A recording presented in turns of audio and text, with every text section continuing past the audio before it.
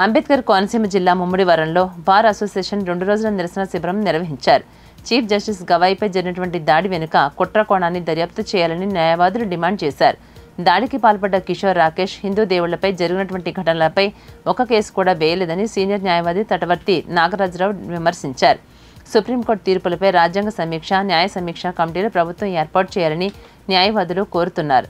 సీజై గవాయిపై దాడి ఘటనకు నిరసనగా పలు డిమాండ్లతో కూడినటువంటి వింతపత్రాన్ని ముమ్మడివరం బార్ అసోసియేషన్ సభ్యులు స్థానిక తహసీల్దార్కు సమర్పించారు.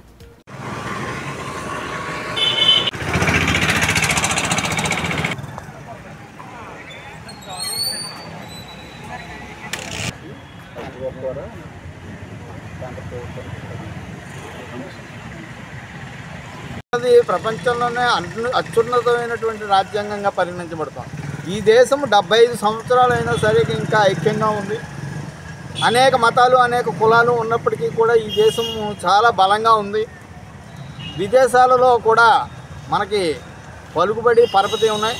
ఇవాళ భారతదేశం అత్యున్నతమైనటువంటి ఆర్థిక స్థితి కలిగి ఉందని చెప్తున్నారు. ఆ చెప్పడానికి కారణం ఏంటంటే రాజ్యాంగమే బలం మనకి. ఆ రాజ్యాంగాన్ని తయారు చేసినటువంటి బాబాసాహెబ్ అంబేద్కర్కి ఈ న్యాయ వ్యవస్థను కూడా ఆ రాజ్యాంగంలో భాగమే. అంటే ఏంటి, న్యాయ వ్యవస్థ మీద దాడి జరిగింది అంటే రాజ్యాంగం మీద కూడా దాడి జరిగింది. అందుచేత ఏంటంటే ఇది రాజ్యాంగం మీద దాడి, మన ప్రజాస్వామ్యం మీద దాడి, మన న్యాయ వ్యవస్థ మీద దాడి, మన న్యాయవాదులకు అవమానకరమైనటువంటి విషయం. మన న్యాయవాదులు న్యాయ వ్యవస్థ అత్యున్నతంగా పరిపాలించబడడానికి మనం పునాదులం.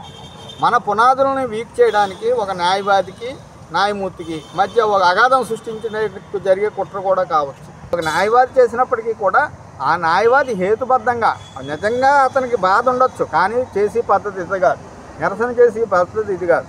ఇంకోటి కూడా స్పష్టం చేయదలుచుకున్నాను ఈ సందర్భంగా, ప్రతి సుప్రీంకోర్టు, ప్రతి హైకోర్టు యొక్క తీర్పులు న్యాయ సమీక్షకు లోబడి ఉండాలి అని అంటే రిటైర్డ్ జడ్జీల చేత, బాగా సీనియర్ న్యాయవాదులు చేత ఒక కమిటీ, రాజ్యాంగ సమీక్షా కమిటీ, అలాగే న్యాయ వ్యవస్థ సమీక్షా కమిటీ ఏర్పడాలి. ఆ రాజ్యాంగం ఉల్లంఘించినప్పుడు నిజంగా ఉల్లంఘించబడిందా లేదా అంటే సుప్రీంకోర్టు తీర్పు చెప్పేస్తోంది, రకరకాల తీర్పులు చెప్పేస్తోంది. అది ఏంటంటే హేతుబద్ధంగా